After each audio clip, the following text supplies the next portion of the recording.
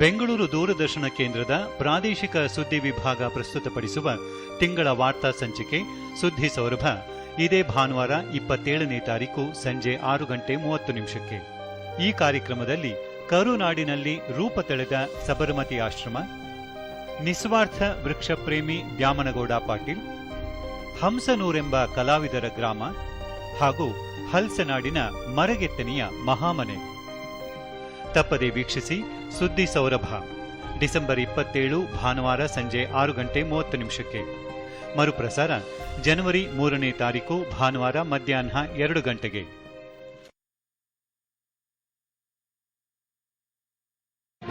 ಮಾನ್ಯ ಪ್ರಧಾನಿ ಶ್ರೀ ನರೇಂದ್ರ ಮೋದಿ ನಾಡಿನ ಜನತೆಯೊಂದಿಗೆ ತಮ್ಮ ಮನದ ಮಾತು ಹಂಚಿಕೊಳ್ಳಲಿದ್ದಾರೆ. ಇದೇ ಭಾನುವಾರ ಡಿಸೆಂಬರ್ 27 ಬೆಳಿಗ್ಗೆ 11 ಗಂಟೆಗೆ ಮನದ ಮಾತು ಕಾರ್ಯಕ್ರಮವನ್ನು ಆಕಾಶವಾಣಿಯ ಎಲ್ಲಾ ಕೇಂದ್ರಗಳಿಂದಲೂ ಏಕಕಾಲದಲ್ಲಿ ಬಿತ್ತರಿಸಲಾಗುವುದು ಹಾಗೂ ದೂರದರ್ಶನದ DD national, DD news, DD Bharati, DD India, DD Urdu, DD Kisan ಮತ್ತು ಡಿಡಿ ಚಂದನ ವಾಹಿನಿಗಳಲ್ಲೂ ಪ್ರಸಾರ ಮಾಡಲಾಗುವುದು. ನೆನಪಿಡಿ, ಡಿಸೆಂಬರ್ 27 ಬೆಳಗ್ಗೆ 11ಕ್ಕೆ.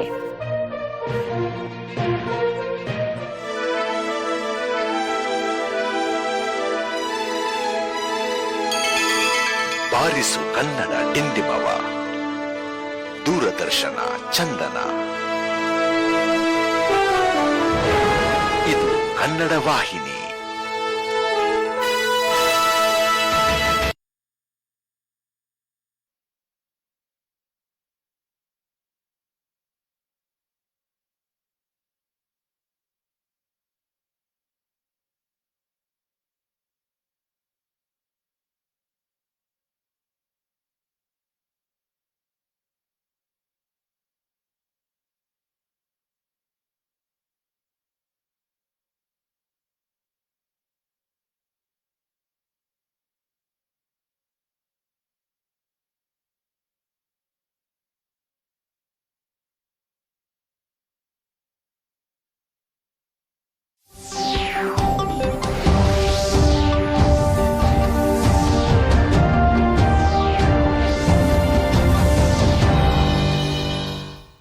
ನಮಸ್ಕಾರ. ಮುಖ್ಯಾಂಶಗಳು. ಗ್ರಾಮ ಪಂಚಾಯಿತಿ 2ನೇ ಹಂತದ ಚುನಾವಣೆ, 109 ತಾಲೂಕುಗಳಲ್ಲಿ ನಾಳೆ ಮತದಾನ. ಕೋವಿಡ್ ಮುನ್ನೆಚ್ಚರಿಕೆಯೊಂದಿಗೆ ಸಕಲ ಸಿದ್ಧತೆ. ದೇಶದಲ್ಲಿ ಸುಧಾರಣೆಯೊಂದಿಗೆ ಬದಲಾವಣೆ ಪರ್ವ, ಆರೋಗ್ಯ, ಶಿಕ್ಷಣ ಸೇರಿ ವಿವಿಧ ಕ್ಷೇತ್ರಗಳಲ್ಲಿ ಪ್ರಗತಿ. ಪ್ರಧಾನಿ ನರೇಂದ್ರ ಮೋದಿ. ಪರಿಷ್ಕೃತ ಕೃಷಿ ಕಾಯ್ದೆಗಳ ಜಾರಿ, ರೈತರೊಂದಿಗೆ ಪ್ರಧಾನಿ ಸಭೆ ನಡೆಸಿ ತೀರ್ಮಾನ ಕೈಗೊಳ್ಳುವುದು ಸೂಕ್ತ. ಎಚ್ಡಿ ಕುಮಾರಸ್ವಾಮಿ. ಹಾಗೂ ಮೆಲ್ಬೋರ್ನ್ ಟೆಸ್ಟ್ ಕ್ರಿಕೆಟ್ ಪಂದ್ಯ, ಮೊದಲ ಇನ್ನಿಂಗ್ಸ್ನಲ್ಲಿ ಆಸ್ಟ್ರೇಲಿಯಾ 195ಕ್ಕೆ ಆಲ್ಔಟ್. ವಾರ್ತೆಗಳ ವಿವರ. ರಾಜ್ಯದಲ್ಲಿ ನಾಳೆ 2ನೇ ಹಂತದ ಗ್ರಾಮ ಪಂಚಾಯಿತಿ ಚುನಾವಣೆ ನಡೆಯಲಿದ್ದು, ಕೋವಿಡ್ ಮುನ್ನೆಚ್ಚರಿಕೆ ಕ್ರಮಗಳೊಂದಿಗೆ ಮತದಾನ ಪ್ರಕ್ರಿಯೆಗೆ ಚುನಾವಣಾ ಆಯೋಗ ಸಕಲ ಸಿದ್ಧತೆ ಮಾಡಿಕೊಂಡಿದೆ. ಬೆಳಗ್ಗೆ 7ರಿಂದ ಸಂಜೆ 5 ಗಂಟೆಯವರೆಗೆ ಮತದಾನ ನಡೆಯಲಿದೆ. ನಾಳೆ 109 ತಾಲೂಕುಗಳ 2709 ಗ್ರಾಮ ಪಂಚಾಯಿತಿಗಳಿಗೆ ಚುನಾವಣೆ ನಡೆಯುತ್ತಿದೆ. ಒಟ್ಟು 43,291 ಸ್ಥಾನಗಳಿಗೆ 1,47,649 ನಾಮಪತ್ರಗಳು ಸ್ವೀಕೃತಗೊಂಡಿದ್ದವು. ಆ ಪೈಕಿ 3,697 ಸ್ಥಾನಗಳಿಗೆ ಅವಿರೋಧ ಆಯ್ಕೆ ನಡೆದಿದೆ. 34,115 ಉಮೇದುವಾರರು ತಮ್ಮ ನಾಮಪತ್ರಗಳನ್ನು ವಾಪಸ್ ಪಡೆದಿದ್ದರು. ಹಾಲಿ 1,05,431 ಅಭ್ಯರ್ಥಿಗಳು ಚುನಾವಣಾ ಕಣದಲ್ಲಿದ್ದಾರೆ. ಮುಕ್ತ, ನ್ಯಾಯಸಮ್ಮತ ಹಾಗೂ ಶಾಂತಿಯುತ ಮತದಾನಕ್ಕೆ ಚುನಾವಣಾ ಆಯೋಗ ಎಲ್ಲ ರೀತಿಯ ಅಗತ್ಯ ಸಿದ್ಧತೆಗಳನ್ನು ಮಾಡಿಕೊಂಡಿದೆ. ಕಳೆದ ಡಿಸೆಂಬರ್ 22ರಂದು ಮೊದಲ ಹಂತದ ಚುನಾವಣೆ ನಡೆದಿತ್ತು. ಮೊದಲ ಹಂತದ ಚುನಾವಣೆಯಲ್ಲಿ 82.13% ಮತದಾರರು ತಮ್ಮ ಹಕ್ಕು ಚಲಾಯಿಸಿದ್ದರು. ಉಡುಪಿ ಜಿಲ್ಲೆಯ ಕುಂದಾಪುರ, ಕಾರ್ಕಳ ಮತ್ತು ಕಾಪು ತಾಲೂಕುಗಳಲ್ಲಿ ನಾಳೆ ಗ್ರಾಮ ಪಂಚಾಯಿತಿ ಚುನಾವಣೆ ನಡೆಯಲಿದ್ದು, ಅಗತ್ಯ ಸಿದ್ಧತೆಗಳನ್ನು ಮಾಡಲಾಗಿದೆ. ಮತಗಟ್ಟೆ ಅಧಿಕಾರಿಗಳು ಹಾಗೂ ಪೊಲೀಸ್ ಸಿಬ್ಬಂದಿಗೆ ಮತಗಟ್ಟೆ ಪರಿಕರಗಳನ್ನು ಇಂದು ಹಸ್ತಾಂತರಿಸಲಾಯಿತು. ಮತಗಟ್ಟೆಗಳಿಗೆ ಸಿಬ್ಬಂದಿ ತೆರಳಿದ್ದಾರೆ. ಜಿಲ್ಲಾಧಿಕಾರಿ ಜಿ ಜಗದೀಶ್ ಜಿಲ್ಲೆಯ 3 ತಾಲೂಕುಗಳಲ್ಲಿ ನಡೆಯುತ್ತಿರುವ ಚುನಾವಣೆಗೆ ಅಗತ್ಯ ಸಿದ್ಧತೆಗಳನ್ನು ಪೂರ್ಣಗೊಳಿಸಲಾಗಿದ್ದು, ಕೋವಿಡ್ ನಿಯಮಾವಳಿ ಪಾಲನೆಯೊಂದಿಗೆ ಮತದಾನ ಪ್ರಕ್ರಿಯೆ ನಡೆಯಲಿದೆ ಎಂದರು. ಬೆಳಗಾವಿ ಜಿಲ್ಲೆಯಲ್ಲಿ ಎರಡನೇ ಹಂತದ ಗ್ರಾಮ ಪಂಚಾಯಿತಿ ಚುನಾವಣೆಗೆ ಸಿದ್ಧತೆಗಳು ಪೂರ್ಣಗೊಂಡಿವೆ. ಜಿಲ್ಲೆಯ ಸವದತ್ತಿ, ರಾಮದುರ್ಗ, ನಿಪ್ಪಾಣಿ, ಅಥಣಿ, ಕಾಗವಾಡ ಮತ್ತು ರಾಯಬಾಗ ತಾಲೂಕುಗಳಲ್ಲಿ ಚುನಾವಣೆ ನಡೆಯುತ್ತಿದ್ದು 9,000ಕ್ಕೂ ಹೆಚ್ಚು ಸಿಬ್ಬಂದಿಯನ್ನು ನಿಯೋಜಿಸಲಾಗಿದೆ. ನಿಯೋಜಿತ ಸಿಬ್ಬಂದಿ ಮತಪೆಟ್ಟಿಗೆ, ಮತಪತ್ರ ಸಾಧನಗಳೊಂದಿಗೆ ಮತಗಟ್ಟೆಗಳಿಗೆ ತೆರಳಿದ್ದಾರೆ. ಮತಗಟ್ಟೆಗಳಿಗೆ ಅಗತ್ಯ ಪೊಲೀಸ್ ಭದ್ರತೆ ಒದಗಿಸಲಾಗಿದೆ. ಈ ಎರಡೂ ಹಂತಗಳ ಗ್ರಾಮ ಪಂಚಾಯಿತಿ ಚುನಾವಣೆಯ ಮತ ಎಣಿಕೆ ಕಾರ್ಯ ಇದೇ 30ರಂದು ನಡೆಯಲಿದೆ. ಪ್ರಧಾನಿ ನರೇಂದ್ರ ಮೋದಿ ಅವರು ಆಯುಷ್ಮಾನ್ ಭಾರತ್ ಜೈ ಸೆಹತ್ ಯೋಜನೆಯನ್ನು ಜಮ್ಮು ಕಾಶ್ಮೀರದ ಎಲ್ಲ ನಿವಾಸಿಗಳಿಗೆ ವಿಸ್ತರಿಸುವ ಪ್ರಕ್ರಿಯೆಗೆ ವಿಡಿಯೋ ಕಾನ್ಫರೆನ್ಸ್ ಮೂಲಕ ಇಂದು ಚಾಲನೆ ನೀಡಿದರು. ಕಾರ್ಯಕ್ರಮದಲ್ಲಿ ಹಲವು ಫಲಾನುಭವಿಗಳಿಗೆ ಯೋಜನೆಯ ಕಾರ್ಡ್ಗಳನ್ನು ಪ್ರದಾನ ಮಾಡಲಾಯಿತು. ನಂತರ ಆಯುಷ್ಮಾನ್ ಭಾರತ್ ಯೋಜನೆಯ ಇಬ್ಬರು ಫಲಾನುಭವಿಗಳೊಂದಿಗೆ ಪ್ರಧಾನಿ ಸಂವಾದ ನಡೆಸಿ ಯೋಜನೆಯಿಂದ ಲಭಿಸುತ್ತಿರುವ ಪ್ರಯೋಜನಗಳನ್ನು ಆಲಿಸಿದರು.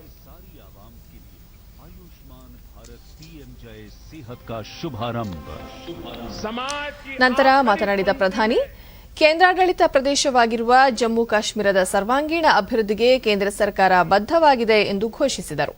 ಸ್ಥಳೀಯ ಸಂಸ್ಥೆ ಚುನಾವಣೆಗಳನ್ನು ಪಾರದರ್ಶಕವಾಗಿ ನಡೆಸಿರುವ ಕೇಂದ್ರಾಡಳಿತ ಪ್ರದೇಶದ ಆಡಳಿತವನ್ನು ಶ್ಲಾಘಿಸಿದ ಪ್ರಧಾನಿ, ಮಹಾತ್ಮ ಗಾಂಧಿ ಅವರ ಗ್ರಾಮ ಸ್ವರಾಜ್ಯದ ಮುಂದಾಲೋಚನೆಯಲ್ಲಿ ಜಮ್ಮು ಕಾಶ್ಮೀರ ಜಯ ಸಾಧಿಸಿದೆ.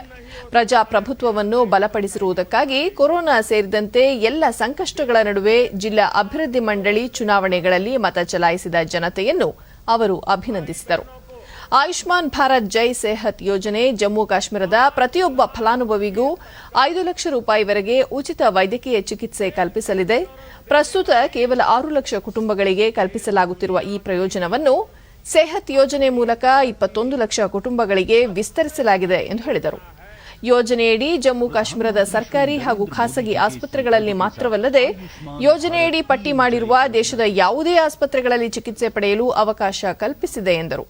ಪ್ರಜಾಪ್ರಭುತ್ವದ ಬಗ್ಗೆ ಬೋಧನೆ ಮಾಡುವವರು ಅದನ್ನು ಆಚರಣೆಗೆ ತರಬೇಕು ಎಂದು ಪ್ರತಿಪಕ್ಷ ಕಾಂಗ್ರೆಸ್ ಬಗ್ಗೆ ಪರೋಕ್ಷವಾಗಿ ವ್ಯಂಗ್ಯವಾಡಿದ ಪ್ರಧಾನಿ, ಸುಪ್ರೀಂ ಕೋರ್ಟ್ ಸ್ಥಳೀಯ ಸಂಸ್ಥೆ ಚುನಾವಣೆ ನಡೆಸುವಂತೆ ಸೂಚನೆ ನೀಡಿದ್ದರೂ ಕಾಂಗ್ರೆಸ್ ಆಡಳಿತದ ಕೇಂದ್ರಾಡಳಿತ ಪ್ರದೇಶ ಪುದುಚೇರಿಯಲ್ಲಿ ಚುನಾವಣೆ ನಡೆಸಿಲ್ಲ. ಆದರೆ ಆ ಪಕ್ಷ ಪ್ರಜಾಪ್ರಭುತ್ವದ ಬಗ್ಗೆ ಎಲ್ಲರಿಗೂ ಬೋಧನೆ ನೀಡುತ್ತದೆ ಎಂದು ಹೇಳಿದರು. ಕೋವಿಡ್ ಸಾಂಕ್ರಾಮಿಕ ಅವಧಿಯಲ್ಲಿ ಜಮ್ಮು ಕಾಶ್ಮೀರದಲ್ಲಿ ಉಜ್ವಲ ಯೋಜನೆಯಡಿ ಸುಮಾರು 18 ಲಕ್ಷ ಅಡುಗೆ ಅನಿಲ ಸಿಲಿಂಡರ್ಗಳನ್ನು ಮರುತುಂಬಿಸಲಾಗಿದೆ. ಸ್ವಚ್ಛ ಭಾರತ ಅಭಿಯಾನದಡಿ 10 ಲಕ್ಷಕ್ಕೂ ಹೆಚ್ಚು ಶೌಚಾಲಯ ನಿರ್ಮಿಸಲಾಗಿದೆ. ಜಮ್ಮು ಕಾಶ್ಮೀರದ ಜನರ ಜೀವನ ಮಟ್ಟ ಸುಧಾರಣೆಗಾಗಿ ಕೇಂದ್ರ ಸರ್ಕಾರ ಈ ಎಲ್ಲ ಪ್ರಯತ್ನಗಳನ್ನು ನಡೆಸುತ್ತಿದೆ ಎಂದು ಪ್ರಧಾನಿ ವಿವರಿಸಿದರು. सुरक्षा बल जिस प्रकार से उन्होंने इस चुनाव का संचालन किया और सभी दलों की तरफ से ये चुनाव बहुत ही ट्रांसपेरेंट हुए, नेक नीयत से हुए, ये जब मैं सुनता हूं तो मेरा इतना मुझे गर्व हो रहा है कि जम्मू कश्मीर से चुनाव निष्पक्ष होना, स्वतंत्र होना, ये बात जम्मू कश्मीर की तरफ से सुनता हूं तो लोकतंत्र की ताकत का हमें और विश्वास मजबूत हो जाता है। मैं प्रशासन को भी, सुरक्षा बलों को भी ढेर सारी बधाइयां देता हूं। आपने छोटा काम नहीं किया है, बहुत बड़ा काम किया है। आज मैं अगर रूबरू में होता तो सब प्रशासन के लोगों को जितनी तारीफ करता शायद मेरे शब्द कम पड़ जाते। इतना बड़ा काम आपने किया है। आपने देश में एक नया विश्वास पैदा किया है और उसका क्लीयर क्रेडिट मनोज जी और उनके सरकार के प्रशासन के सब लोगों को जाती है। भारत के लिए गौरव का पल है। साथियों, जम्मू कश्मीर में ये त्रिस्तरीय पंचायत व्यवस्था एक प्रकार से महात्मा गांधी का ग्राम स्वराज का सपना, एक प्रकार से चुनाव गांधी के ग्राम स्वराज का सपना जीता है और देश में जो पंचायती राज व्यवस्था है उसने आज जम्मू कश्मीर की धरती पर पूर्णता को प्राप्त किया है। ये नए दशक में नए युग के नए नेतृत्व का आरंभ है। बीते वर्षों में हमने जम्मू कश्मीर में ग्रास रूट डेमोक्रेसी को जमीनी स्तर पर लोकतांत्रिक संस्थाओं को मजबूत करने के लिए दिन रात प्रयास किया है। और जम्मू कश्मीर के भाइयों बहनों को पता होगा, एक समय था हम लोग जम्मू कश्मीर की सरकार का हिस्सा थे। आज अपना जीवन ಇದಕ್ಕೂ ಮುನ್ನ ವಿಡಿಯೋ ಕಾನ್ಫರೆನ್ಸ್ ಮೂಲಕ ಮಾತನಾಡಿದ ಕೇಂದ್ರ ಗೃಹ ಸಚಿವ ಅಮಿತ್ ಶಾ, ಜಮ್ಮು ಕಾಶ್ಮೀರ ತ್ವರಿತವಾಗಿ ಅಭಿವೃದ್ಧಿ ಸಾಧಿಸಬೇಕು, ಜನರ ಜೀವನ ಮಟ್ಟ ಸುಧಾರಿಸಬೇಕು ಎಂದು ಪ್ರಧಾನಿ ನರೇಂದ್ರ ಮೋದಿ ಆಶಯ ಹೊಂದಿದ್ದಾರೆ. ಬೇರು ಮಟ್ಟದಲ್ಲಿ ಪ್ರಜಾಪ್ರಭುತ್ವ ತಲುಪಬೇಕು, ಕೇಂದ್ರಾಡಳಿತ ಪ್ರದೇಶ ಜನರಿಗೆ ಶಾಂತಿ ಸುರಕ್ಷತೆ ಕಲ್ಪಿಸಬೇಕು ಎಂಬುದು ಪ್ರಧಾನಿಯವರ ಕಳಕಳಿಯಾಗಿದೆ ಎಂದು ಹೇಳಿದರು. ಜಮ್ಮು ಕಾಶ್ಮೀರದಲ್ಲಿ 3ನೇ ಹಂತದ ಪಂಚಾಯಿತಿ ಚುನಾವಣೆಗಳನ್ನು ಯಾವುದೇ ಹಿಂಸಾಚಾರವಿಲ್ಲದೆ ಮುಕ್ತ ಹಾಗೂ ಪಾರದರ್ಶಕವಾಗಿ ನಡೆಸಲಾಗಿದ್ದು, ಚುನಾವಣೆಯಲ್ಲಿ ಪಾಲ್ಗೊಂಡ ಜನತೆಯನ್ನು ಅಭಿನಂದಿಸಿದರು. प्रधानमंत्री जी का कश्मीर के लिए जो लगाव है और हमारे एलजी मनोज जी ने जिस प्रकार से प्रयास शुरू किया है, उसी का नतीजा है कि कल से हर कश्मीरी इस योजना का फायदा उठा पाएगा। रेस्टोरेशन का काम भी ಜಮ್ಮು ಕಾಶ್ಮೀರ ಉಪರಾಜ್ಯಪಾಲ ಮನೋಜ್ ಸಿನ್ಹಾ ಪ್ರಧಾನಮಂತ್ರಿ ಕಿಸಾನ್ ಸಮ್ಮಾನ್ ಯೋಜನೆಯಡಿ ಜಮ್ಮು ಕಾಶ್ಮೀರದ 10,70,000 ರೈತರು ಆರ್ಥಿಕ ನೆರವು ಸ್ವೀಕರಿಸಿದ್ದಾರೆ ಎಂದು ಹೇಳಿದರು. 3 ಹಂತದ ಪಂಚಾಯಿತಿ ವ್ಯವಸ್ಥೆಯನ್ನು ಜಾರಿಗೊಳಿಸುವ ಮೂಲಕ ಕೇಂದ್ರಾಡಳಿತ ಪ್ರದೇಶದಲ್ಲಿ ತಳಮಟ್ಟದ ಪ್ರಜಾಪ್ರಭುತ್ವವನ್ನು ಬಲಪಡಿಸಲಾಗಿದ್ದು, ಜಿಲ್ಲಾ ಅಭಿವೃದ್ಧಿ ಮಂಡಳಿಗಳಿಗೆ ನಡೆದ ಚುನಾವಣೆಯಲ್ಲಿ ಆಯ್ಕೆಗೊಂಡ ಸದಸ್ಯರು ಇದೇ 28ರಂದು ಪ್ರಮಾಣ ವಚನ ಸ್ವೀಕರಿಸಲಿದ್ದಾರೆ ಎಂದು ಪ್ರಕಟಿಸಿದರು. ಕೇಂದ್ರ ಆರೋಗ್ಯ ಸಚಿವ ಡಾ ಹರ್ಷವರ್ಧನ್, ಪ್ರಧಾನಮಂತ್ರಿ ಕಾರ್ಯಾಲಯದ ಸಚಿವ ಡಾ ಜಿತೇಂದ್ರ सिंह मತ್ತಿತರ ಗಣ್ಯರು ಉಪಸ್ಥಿತರಿದ್ದರು. शुरू हुआ था देश में, मैं उस समय कार्यक्रम में था, गाजीपुर में था। जो उत्साह मैंने देखा था, आने के बाद मैं जब यहाँ आया था तो मेरे पूर्व के जो उपराज्यपाल थे श्री जी.सी. मुर्मू जी ने इसकी अवधारणा और इसकी घोषणा की थी। जब मैं आपसे मिला था तो आपको मैंने विस्तार से बताया था और आपने निर्देशित किया था कि किस तरह से इस काम को आगे बढ़ाना है, और आपके निर्देशन में हम अपने सभी मित्रों के साथ इस योजना को आज जमीन पर उतारने में सफल हुए। आयुष्मान भारत के अंतर्गत लगभग 6 लाख परिवारों को यह सुविधा मिल रही है। मोटे तौर पर मैं कहूं तो पूरी आबादी जो जम्मू कश्मीर की है 32-35 लाख लोगों को यह सुविधा प्राप्त है, जो शेष 1 करोड़ लोग हैं। ಈಗ ಜಾಹೀರಾತು, ನಂತರ ವಾರ್ತಾ ಪ್ರಸಾರ ಮುಂದುವರಿಯುತ್ತದೆ.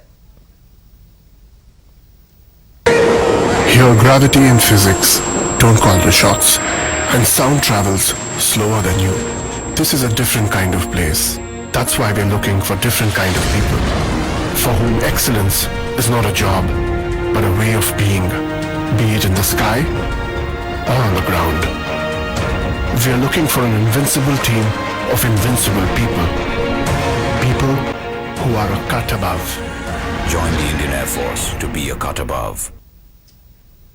ಕೃಷಿ ರಂಗದ ಕಲ್ಯಾಣವಾಗುತ್ತದೆ ಎಂದರೆ ಯಾವುದೇ ಪ್ರಯೋಗಕ್ಕೆ ನಾವು ಸಿದ್ಧರಿರುವುದು ಅಗತ್ಯವಾಗಿದ್ದು, ರೈತರು ಹೊಸ ಕಾಯ್ದೆಗಳಿಗೆ ಅವಕಾಶ ನೀಡುವ ಬಗ್ಗೆ ಆಲೋಚಿಸುವುದು ಉಚಿತವಾಗಿದೆ ಎಂದು ಮಾಜಿ ಮುಖ್ಯಮಂತ್ರಿ ಎಚ್.ಡಿ. ಕುಮಾರಸ್ವಾಮಿ ಅಭಿಪ್ರಾಯಪಟ್ಟಿದ್ದಾರೆ. ಈ ಕುರಿತು ಸರಣಿ ಟ್ವೀಟ್ ಮಾಡಿರುವ ಅವರು, ಭಾರತೀಯ ಕೃಷಿ ರಂಗ ವಿಷವರ್ತುಲದಲ್ಲಿದೆ ಎಂಬುದು ಸಾರ್ವತ್ರಿಕ ಆರೋಪವಾಗಿದ್ದು, ಸರ್ಕಾರ ಹೋರಾಟಗಾರರ ನಡುವೆ ಸಮನ್ವಯ ಇರಬೇಕು. ಕೇಂದ್ರ ಸರ್ಕಾರ ರೈತರಿಗೆ ಕಾರ್ಯಕ್ರಮಗಳ ಮೂಲಕ ಪರೋಕ್ಷ ಸಂದೇಶ ರವಾನಿಸುವ ಬದಲಿಗೆ ಪ್ರಧಾನಿ ನೇತೃತ್ವದಲ್ಲಿ ನಿರ್ಣಾಯಕ ಸಭೆ ನಡೆಸಿ ಹೋರಾಟ ಅಂತ್ಯಗೊಳಿಸುವುದು ಸೂಕ್ತ. ಇದು ದೇಶದ ಘನತೆ ದೃಷ್ಟಿಯಿಂದ ಅತ್ಯಗತ್ಯವೂ ಹೌದು. ದೇಶದ ಘನತೆ ವಿಚಾರದಲ್ಲಿ ಮೋದಿ ಅವರು ಎಚ್ಚರಿಕೆಯಿಂದ ವರ್ತಿಸುತ್ತಾರೆ. ಆದ್ದರಿಂದ ಸಮಸ್ಯೆ ಕೂಡಲೇ ಇತ್ಯರ್ಥವಾಗಲಿ ಎಂದು ಹೇಳಿದ್ದಾರೆ. ಕಾಯ್ದೆ ಬಗ್ಗೆ ಕೇಂದ್ರ ಸಚಿವ ರಾಜನಾಥ್ ಸಿಂಗ್ ಅವರ ಮಾತುಗಳು ಭರವಸೆ ಮೂಡಿಸುವಂತಿದೆ. ಕಾಯ್ದೆಗಳ ಪ್ರಯೋಗಾತ್ಮಕ ಜಾರಿಗೆ ಅವಕಾಶ ನೀಡುವಂತೆ ಅವರು ಕೋರಿದ್ದಾರೆ. ಅಲ್ಲದೆ ಕಾಯ್ದೆಗಳು ರೈತರಿಗೆ ಸಮಸ್ಯೆ ಸೃಷ್ಟಿಸುವಂತಿದ್ದರೆ ಸರ್ಕಾರ ಅವುಗಳನ್ನು ಹಿಂದಕ್ಕೆ ಪಡೆಯುವುದಾಗಿಯೂ ಆಶ್ವಾಸನೆ ನೀಡಿದ್ದಾರೆ. ಈ ನಿಟ್ಟಿನಲ್ಲಿ ರೈತರು ಯೋಚಿಸಬೇಕು ಎಂದು ಸಲಹೆ ನೀಡಿದ್ದಾರೆ. ಕೇಂದ್ರದ 3 ಕೃಷಿ ಕಾಯ್ದೆಗಳ ವಿಚಾರವಾಗಿ ನಡೆಯುತ್ತಿರುವ ಪ್ರತಿಭಟನೆ ವಿಶ್ವದ ಗಮನ ಸೆಳೆಯುತ್ತಿದೆ. ಭಾರತದಲ್ಲಿ ಏನೋ ಸಮಸ್ಯೆ ಸೃಷ್ಟಿಯಾಗಿದೆ ಎಂಬರ್ಥವನ್ನು ರೈತರ ಈ ಹೋರಾಟ ಹೊಮ್ಮಿಸುತ್ತಿದೆ. ದೇಶ ಗಳಿಸಿಕೊಂಡ ಖ್ಯಾತಿ ಸ್ಥಾನಮಾನಗಳಿಗೆ ಹೋರಾಟಗಳು ಚ್ಯುತಿ ಉಂಟು ಮಾಡಬಾರದು, ಅದೇ ಹೊತ್ತಲ್ಲೇ ರೈತರಿಗೆ ಅನಾನುಕೂಲವೂ ಆಗಬಾರದು ಎಂದು ಅವರು ಅಭಿಪ್ರಾಯ ವ್ಯಕ್ತಪಡಿಸಿದ್ದಾರೆ. ಮುಖ್ಯಮಂತ್ರಿ ಬಿಎಸ್ ಯಡಿಯೂರಪ್ಪ ನೇತೃತ್ವದಲ್ಲಿ ನಡೆದ ಉನ್ನತ ಮಟ್ಟದ ಒಪ್ಪಿಗೆ ನೀಡಿಕೆ ಸಮಿತಿ ಸಭೆಯಲ್ಲಿ ಒಟ್ಟು 26,000 ಕೋಟಿ ರೂಪಾಯಿ ಹೂಡಿಕೆಗೆ ಅನುಮೋದನೆ ನೀಡಲಾಗಿದೆ ಎಂದು ಸಚಿವ ಡಾ ಕೆ ಸುಧಾಕರ್ ಟ್ವೀಟ್ ಮಾಡಿದ್ದಾರೆ. ಸಮಿತಿಯ 55ನೇ ಸಭೆಯಲ್ಲಿ 5 ಹೊಸ ಯೋಜನೆಗಳಿಗೆ ಅನುಮೋದನೆ ನೀಡಿದ್ದು ಇವುಗಳಿಂದ 26,659 ಕೋಟಿ ರೂಪಾಯಿ ಬಂಡವಾಳ ಹೂಡಿಕೆಯಾಗಲಿದ್ದು 13,341 ಜನರಿಗೆ ಉದ್ಯೋಗಾವಕಾಶ ಲಭ್ಯವಾಗಲಿದೆ. ಚಿಕ್ಕಬಳ್ಳಾಪುರದಲ್ಲಿ ಹ್ಯುನೆಟ್ ಕಂಪನಿ ಎಲೆಕ್ಟ್ರಿಕ್ ವಾಹನ ಹಾಗೂ ಬ್ಯಾಟರಿ ಉತ್ಪಾದನಾ ಘಟಕಕ್ಕೆ 1,825 ಕೋಟಿ ರೂಪಾಯಿ ಹೂಡಿಕೆ ಮಾಡುತ್ತಿದೆ ಎಂದು ಅವರು ಟ್ವೀಟ್ ಮಾಡಿದ್ದಾರೆ. ರಾಜ್ಯಕ್ಕೆ ಬ್ರಿಟನ್ನಿಂದ ಹಿಂತಿರುಗಿದ್ದ 2,500 ಪ್ರಯಾಣಿಕರ ಪೈಕಿ 1,638 ಜನರಿಗೆ ಕೊರೋನಾ ತಪಾಸಣೆ ನಡೆಸಲಾಗಿದ್ದು ಅದರಲ್ಲಿ 14 ಮಂದಿಗೆ ಕೋವಿಡ್-19 ಪಾಸಿಟಿವ್ ವರದಿ ಬಂದಿದೆ ಎಂದು ಆರೋಗ್ಯ ಸಚಿವ ಡಾ ಕೆ ಸುಧಾಕರ್ ತಿಳಿಸಿದ್ದಾರೆ ಎಂದು ಸುದ್ದಿ ಸಂಸ್ಥೆ ವರದಿ ಮಾಡಿದೆ. ಸೋಂಕಿತರಿಗೆ ಹೊಸ ತಳಿಯ ಕೊರೋನಾ ಇದೆಯೇ ಎಂಬುದನ್ನು ತಿಳಿಯಲು ಪಾಸಿಟಿವ್ ವರದಿ ಹೊಂದಿರುವ ಪ್ರಯಾಣಿಕರ ಗಂಟಲು ದ್ರವವನ್ನು ಉನ್ನತ ಪ್ರಯೋಗಾಲಯಕ್ಕೆ ರವಾನಿಸಲಾಗಿದೆ ಎಂದು ಅವರು ತಿಳಿಸಿದ್ದಾರೆ. ಎನ್ಡಿಎ ಸರ್ಕಾರದ ಕಳೆದ 6.5 ವರ್ಷಗಳಲ್ಲಿ ಪ್ರತಿಯೊಂದು ವಲಯದಲ್ಲೂ ಮಹತ್ವದ ಸುಧಾರಣೆಗಳನ್ನು ದೇಶ ಕಂಡಿದೆ ಎಂದು ಕೇಂದ್ರ ರಸ್ತೆ ಸಾರಿಗೆ ಹೆದ್ದಾರಿ ಖಾತೆ ಸಚಿವ ನಿತಿನ್ ಗಡ್ಕರಿ ಹೇಳಿದ್ದಾರೆ. ಆರ್ಥಿಕತೆಯ ಬೆನ್ನೆಲುಬಾಗಿರುವ ರಸ್ತೆ ಸಾರಿಗೆ ಹಾಗೂ ಹೆದ್ದಾರಿಯಲ್ಲಿ ಹಿಂದೆಂದೂ ಕಂಡಿರದಂತಹ ಬೃಹತ್ ಪ್ರಮಾಣದಲ್ಲಿ ರಸ್ತೆ ಹಾಗೂ ಹೆದ್ದಾರಿಗಳನ್ನು ಪ್ರಧಾನಿ ನರೇಂದ್ರ ಮೋದಿ ನೇತೃತ್ವದಲ್ಲಿ ನಿರ್ಮಿಸಲಾಗುತ್ತಿದೆ ಎಂದು ವಿವರಿಸಿದ್ದಾರೆ. ಕೋವಿಡ್ ಬಿಕ್ಕಟ್ಟನ್ನು ಅವಕಾಶವನ್ನಾಗಿ ಪರಿಗಣಿಸಿ ಈ ವರ್ಷದ ನವೆಂಬರ್ವರೆಗೆ 6,200 ಕಿಲೋಮೀಟರ್ ರಾಷ್ಟ್ರೀಯ ಹೆದ್ದಾರಿ ನಿರ್ಮಿಸಲಾಗಿದೆ. ಕಳೆದ ವರ್ಷ ಸುಮಾರು 300 ಕಿಲೋಮೀಟರ್ ರಾಷ್ಟ್ರೀಯ ಹೆದ್ದಾರಿಗಳನ್ನು ನಿರ್ಮಿಸಲಾಗಿತ್ತು ಎಂದು ಅಂಕಿಅಂಶ ನೀಡಿದ್ದಾರೆ.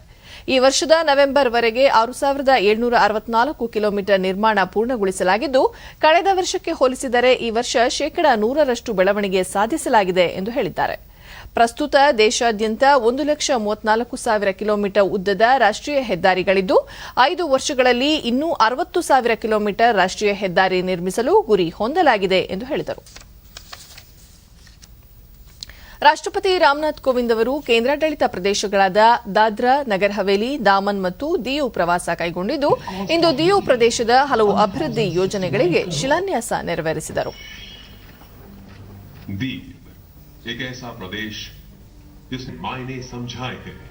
ಈ ಸಂದರ್ಭದಲ್ಲಿ ಅವರು ಐಐಐಟಿ ವಡೋದರ ಅಂತಾರಾಷ್ಟ್ರೀಯ ಕಾಲೇಜಿನ ಆವರಣ ಮತ್ತು ಕಮಲೇಶ್ವರ್ ಶಾಲೆಯ ಮೊದಲ ಶೈಕ್ಷಣಿಕ ವರ್ಷಕ್ಕೆ ಚಾಲನೆ ನೀಡಿದರು.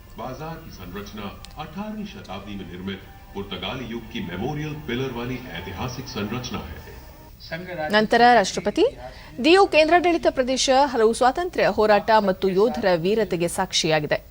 ಐಎನ್ಎಸ್ ಕುಕ್ರಿಯನ್ನು ಮುನ್ನಡೆಸಿದ ಯೋಧ ಮಹೇಂದ್ರನಾಥ್ ಮುಲ್ಲಾ ಅವರ ಶೌರ್ಯ ಗಾಥೆಗಳನ್ನು ಸಾರುವ ಸ್ಮಾರಕ ಮುಂದಿನ ಪೀಳಿಗೆಗೆ ಮಾದರಿಯಾಗಲಿದೆ ಎಂದರು.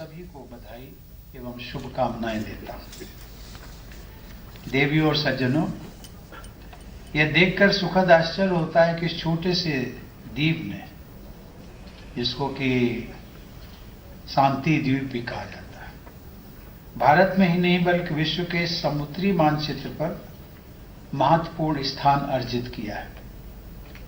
दीव टापू को कभी जिब्राल्टर ऑफ ईस्ट कहा जाता था. गुजरात से अफ्रीका तथा खाड़ी के देशों में जाने वाले अधिकांश जहाज दीव से होकर जाते थे. ದಿಯು ಸಿಟಿ ವಾಲ್ನ 1.3 ಕಿಲೋಮೀಟರ್ ಉದ್ದದ ಪುರಾತನ ಪಾದಚಾರಿ ಮಾರ್ಗದ ಸುಧಾರಣಾ ಕಾಮಗಾರಿಗಳಿಗೂ ಕೂಡ ಶಿಲಾನ್ಯಾಸ ನೆರವೇರಿಸಲಿದ್ದಾರೆ. ಜೊತೆಗೆ ಐಎನ್ಎಸ್ ಕುಕ್ರಿ ಸ್ಮಾರಕ ಮತ್ತು ಧ್ವನಿ ಮತ್ತು ಬೆಳಕಿನ ಕೋಟೆಯ ನಿರ್ಮಾಣ ಕಾಮಗಾರಿಗೂ ಚಾಲನೆ ನೀಡಲಿದ್ದಾರೆ. पुर्तगालियों से आजादी के लिए चलाए गए ऑपरेशन विजय और 1971 के युद्ध के दौरान भारतीय सैनिकों की असाधारण वीरता का साक्षी रहा है. भारत पाकिस्तान युद्ध में 9 दिसंबर 1971 को देश की रक्षा करते हुए भारतीय नौसेना के कैप्टन महेंद्र नाथ मुल्ला ने अपना सर्वोच्च बलिदान दिया था. अंतिम समय तक वे अपने साथी अधिकारियों तथा नौ सैनिकों के बचाव में लगे रहे. किसी भी हालत में जहाज छोड़कर न जाने की उल्लेखनीय सैन्य परंपरा के अनुरूप उन्होंने अपने जहाज आईएनएस खुकरी के साथ ही जल समाधि ले ली थी. ಭಾರತ ರತ್ನ ದಿವಂಗತ ಅಟಲ್ ಬಿಹಾರಿ ವಾಜಪೇಯಿ ದೇಶ ಕಂಡ ಮೊದಲ ಸುದೀರ್ಘ ಸಂಸದೀಯ ಅನುಭವ ಹೊಂದಿದ್ದ ಪ್ರಧಾನಮಂತ್ರಿಯಾಗಿದ್ದರು ಎಂದು ಉಪರಾಷ್ಟ್ರಪತಿ ಎಂ ವೆಂಕಯ್ಯನಾಯ್ಡು ಹೇಳಿದ್ದಾರೆ. ಹೈದರಾಬಾದ್ನಲ್ಲಿಂದು 3ನೇ ಅಟಲ್ ಬಿಹಾರಿ ವಾಜಪೇಯಿ ಸ್ಮಾರಕ ಉಪನ್ಯಾಸ ನೀಡುತ್ತಿದ್ದ ಅವರು 1924ರಲ್ಲಿ ಸಾಮಾನ್ಯ ಕುಟುಂಬದಲ್ಲಿ ಜನಿಸಿ ಸ್ವಾತಂತ್ರ್ಯ ಹೋರಾಟವನ್ನು ಕಂಡು ಅಸಾಮಾನ್ಯ ನಾಯಕರಾಗಿ ರೂಪುಗೊಂಡ ವಾಜಪೇಯಿಯವರ ಬದುಕು ಹಾಗೂ ಭಾಷಣಗಳನ್ನು ಇಂದಿನ ರಾಜಕಾರಣಿಗಳು ಯುವಕರು ನಿಶ್ಚಿತವಾಗಿ ಅಧ್ಯಯನ ನಡೆಸಿ ಸ್ಫೂರ್ತಿ ಪಡೆಯಬೇಕು ಎಂದರು. ಪಿವಿ ನರಸಿಂಹರಾವ್ ಆರಂಭಿಸಿದ್ದ ಆರ್ಥಿಕ ಸುಧಾರಣೆಗಳನ್ನು ದೇಶದ ಪ್ರಧಾನಮಂತ್ರಿಯಾಗಿ ವೇಗೋತ್ಕರ್ಷಗೊಳಿಸಿ ಎಲ್ಲ ವಲಯಗಳಲ್ಲಿ ಅಭಿವೃದ್ಧಿಗೆ ಆದ್ಯತೆ ನೀಡಿದ್ದರು. ಗ್ರಾಮೀಣಾಭಿವೃದ್ಧಿಗೆ ಒತ್ತು ನೀಡಿ ಅವರು ಜಾರಿಗೆ ತಂದ ಗ್ರಾಮ್ ಸಡಕ್ ಯೋಜನೆ ಅನುಷ್ಠಾನಗೊಳಿಸುವಲ್ಲಿ ಅಂದಿನ ಗ್ರಾಮೀಣಾಭಿವೃದ್ಧಿ ಸಚಿವರಾಗಿದ್ದ ತಾವು ಪರಿಶ್ರಮ ವಹಿಸಿದ್ದು ಅವಿಸ್ಮರಣೀಯ ಘಳಿಗೆ. 40 ವರ್ಷಗಳ ಕಾಲ ಅಟಲ್ ಬಿಹಾರಿ ವಾಜಪೇಯಿ ಅವರೊಂದಿಗೆ ಕಲಿಯಲು ಕಾರ್ಯನಿರ್ವಹಿಸಲು ತಮಗೆ ಅವಕಾಶ ದೊರೆತದ್ದು ದೊಡ್ಡ ಸುಯೋಗ ಎಂದು ಸ್ಮರಿಸಿದರು. ಎಬಿವಿಪಿ ಕಾರ್ಯಕರ್ತನಾಗಿ ತಮ್ಮ ಊರು ಆಂಧ್ರಪ್ರದೇಶದ ನೆಲ್ಲೂರಿನಲ್ಲಿ 40 ವರ್ಷಗಳ ಹಿಂದೆ ಸ್ವಾಗತ ಭಾಷಣ ಮಾಡಿದ್ದೆ. ನಂತರ 2 ಬಾರಿ ಬಿಜೆಪಿ ರಾಷ್ಟ್ರೀಯ ಅಧ್ಯಕ್ಷನಾಗಿ ಅವರೊಂದಿಗೆ ಸೇರಿ ಕಾರ್ಯನಿರ್ವಹಿಸುವ ಅವಕಾಶ, ಜತೆಗೆ ಅವರ ಸಂಪುಟದಲ್ಲಿ ಸಚಿವರಾಗಿ ಸೇವೆ ಸಲ್ಲಿಸುವ ಅವಕಾಶ ಲಭಿಸಿತ್ತು ಎಂದು ಉಪರಾಷ್ಟ್ರಪತಿ ಸ್ಮರಿಸಿದರು.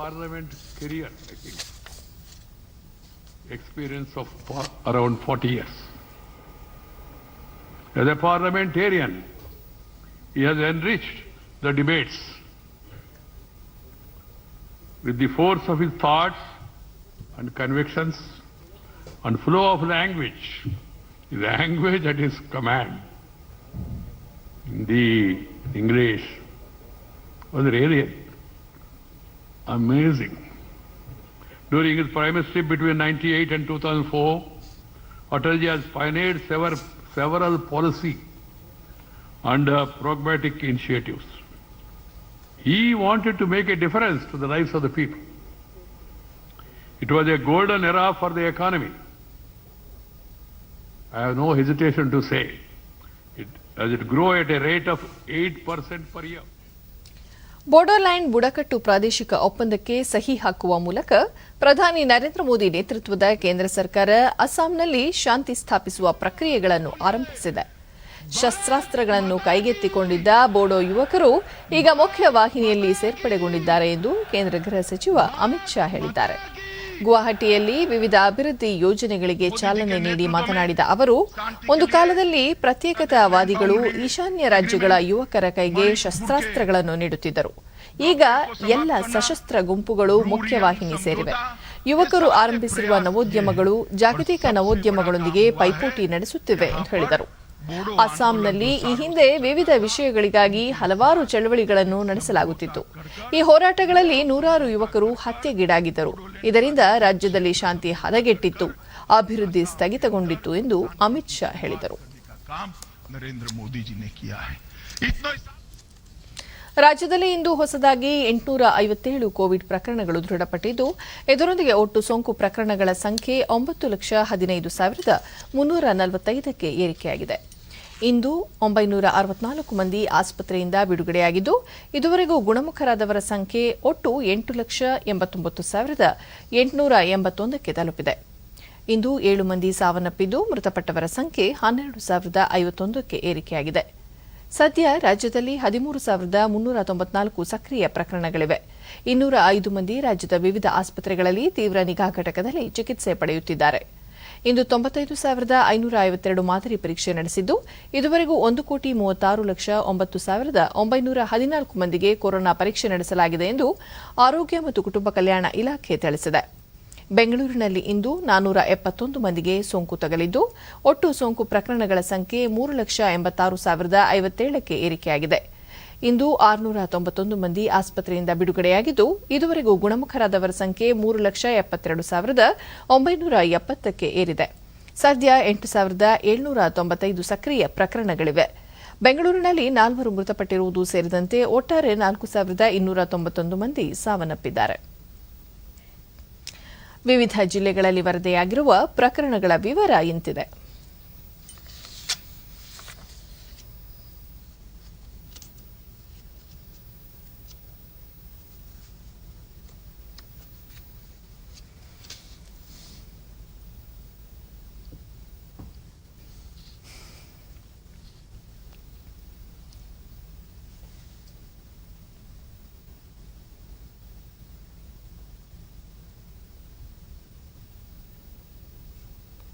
ತೋಟಗಾರಿಕಾ ಇಲಾಖೆ ಸೇರಿದಂತೆ ವಿವಿಧ ಕೃಷಿ ಯೋಜನೆಗಳ ಲಾಭ ಪಡೆದಿರುವ ರೈತರೊಬ್ಬರು ಮಿಶ್ರ ಬೇಸಾಯದಲ್ಲಿ ಯಶಸ್ಸು ಸಾಧಿಸಿದ್ದಾರೆ. ಉತ್ತರ ಕನ್ನಡ ಜಿಲ್ಲೆಯ ಯಲ್ಲಾಪುರ ತಾಲೂಕಿನ ಚವತ್ತಿ ಕಾನಗೋಡ ಗ್ರಾಮದ ಕೃಷಿಕ ರವೀಂದ್ರ ಭಟ್ ತಮ್ಮ ತೋಟದಲ್ಲಿ ಕಾಳುಮೆಣಸು, ಕಾಫಿ, ಸಿಲ್ವರ್ ಓಕ್ ಗಿಡಗಳನ್ನು ವೈಜ್ಞಾನಿಕವಾಗಿ ಬೆಳೆದಿದ್ದಾರೆ. ಜೊತೆಗೆ ಅಡಿಕೆ ತೋಟದಲ್ಲಿ ಮಿಶ್ರ ಬೇಸಾಯ ಪರಿಕಲ್ಪನೆಯಲ್ಲಿ ನಿರ್ದಿಷ್ಟ ಅಂತರ ಕಾಯ್ದುಕೊಂಡು ಕಾಳುಮೆಣಸು ಹಾಗೂ ತೆಂಗಿನ ತೋಟದಲ್ಲಿ ಸಿಲ್ವರ್ ಓಕ್ ಮರಗಳನ್ನು ಬೆಳೆಸಿದ್ದಾರೆ. ಇವುಗಳಿಂದ ಉತ್ತಮ ಆದಾಯವನ್ನು ಅವರು ಪಡೆದಿದ್ದಾರೆ.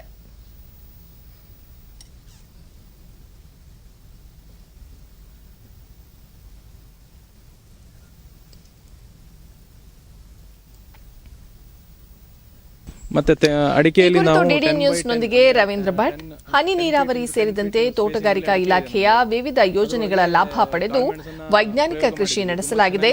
ಇಳುವರಿ ಹೆಚ್ಚಿದ್ದು ಉತ್ತಮ ಲಾಭ ಗಳಿಸಿದ್ದೇನೆ ಎಂದರು. ಬೆಳಕು ಮತ್ತೆ ನೀರಾವರಿ ಎಲ್ಲದಕ್ಕೂ ಬಹಳ ಅನುಕೂಲ. ಮತ್ತೆ ಮೇಂಟೆನೆನ್ಸ್ ಕಡಿಮೆ ಇರುತ್ತೆ, ಗಿಡ ಕಡಿಮೆ ಕುತ್ಕೊಂಡಿರುತ್ತೆ 1 ಎಕರೆಯಲ್ಲಿ, ಆದರೆ ಇಳುವರಿ ಚೆನ್ನಾಗಿ ಸೇಮ್ ಬರುತ್ತೆ.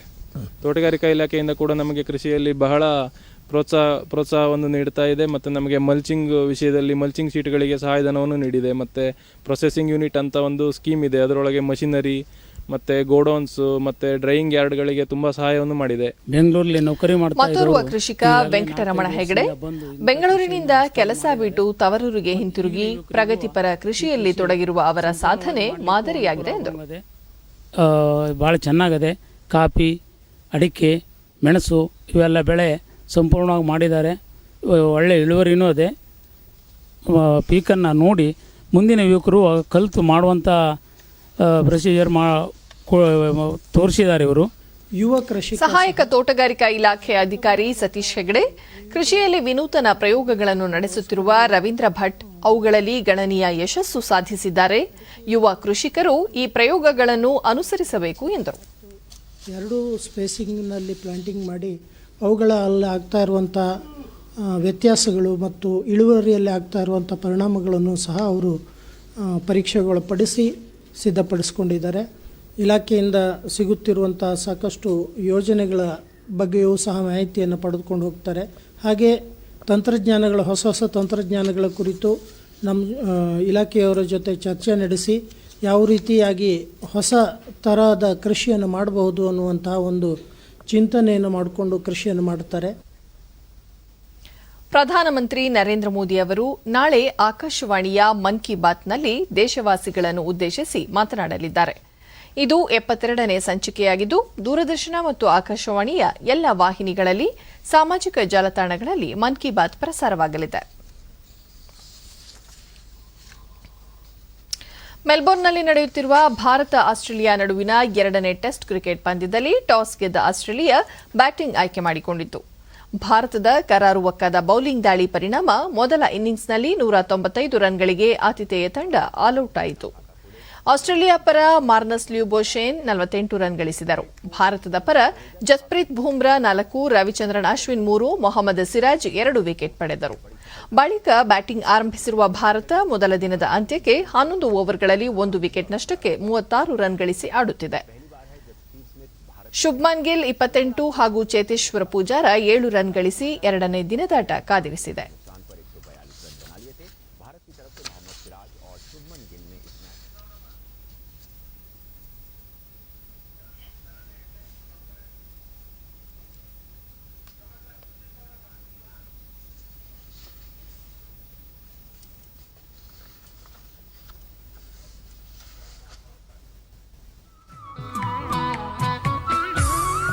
ಬೆಂಗಳೂರು ದೂರದರ್ಶನ ಕೇಂದ್ರದ ಪ್ರಾದೇಶಿಕ ಸುದ್ದಿ ವಿಭಾಗ ಪ್ರಸ್ತುತಪಡಿಸುವ ತಿಂಗಳ ವಾರ್ತಾ ಸಂಚಿಕೆ ಸುದ್ದಿ ಸೌರಭ ಇದೇ ಭಾನುವಾರ 27ನೇ ತಾರೀಕು ಸಂಜೆ 6:30 ಈ ಕಾರ್ಯಕ್ರಮದಲ್ಲಿ ಕರುನಾಡಿನಲ್ಲಿ ರೂಪ ತಳೆದ ಸಬರಮತಿ ಆಶ್ರಮ, ನಿಸ್ವಾರ್ಥ ವೃಕ್ಷಪ್ರೇಮಿ ದ್ಯಾಮನಗೌಡ ಪಾಟೀಲ್, ಹಂಸನೂರೆಂಬ ಕಲಾವಿದರ ಗ್ರಾಮ ಹಾಗೂ ಹಲ್ಸನಾಡಿನ ಮರಗೆತ್ತನೆಯ ಮಹಾಮನೆ.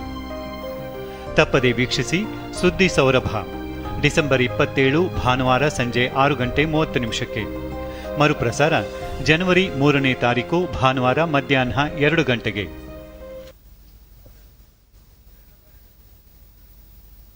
ಕೊನೆಯಲ್ಲಿ ಮತ್ತೊಮ್ಮೆ ಮುಖ್ಯಾಂಶಗಳು. ಗ್ರಾಮ ಪಂಚಾಯಿತಿ 2ನೇ ಹಂತದ ಚುನಾವಣೆ 109 ತಾಲೂಕುಗಳಲ್ಲಿ ನಾಳೆ ಮತದಾನ. ಕೋವಿಡ್ ಮುನ್ನೆಚ್ಚರಿಕೆಯೊಂದಿಗೆ ಸಕಲ ಸಿದ್ಧತೆ. ದೇಶದಲ್ಲಿ ಸುಧಾರಣೆಯೊಂದಿಗೆ ಬದಲಾವಣೆ ಪರ್ವ. ಆರೋಗ್ಯ, ಶಿಕ್ಷಣ ಸೇರಿ ವಿವಿಧ ಕ್ಷೇತ್ರಗಳಲ್ಲಿ ಪ್ರಗತಿ. ಪ್ರಧಾನಿ ನರೇಂದ್ರ ಮೋದಿ.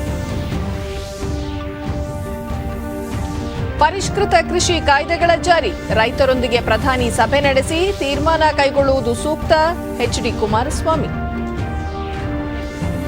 ಹಾಗೂ ಮೆಲ್ಬೋರ್ನ್ ಟೆಸ್ಟ್ ಕ್ರಿಕೆಟ್ ಪಂದ್ಯ. ಮೊದಲ ಇನ್ನಿಂಗ್ಸ್ನಲ್ಲಿ ಆಸ್ಟ್ರೇಲಿಯಾ 195ಕ್ಕೆ ಆಲ್ಔಟ್.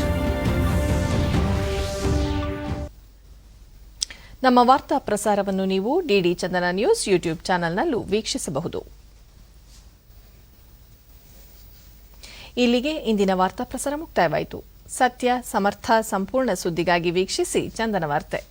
ನಮ್ಮ ಮುಂದಿನ ವಾರ್ತಾ ಪ್ರಸಾರ ನಾಳೆ ಬೆಳಗ್ಗೆ 10:30ಕ್ಕೆ ಡಿಡಿ ಚಂದನದಲ್ಲಿ. ನಮಸ್ಕಾರ.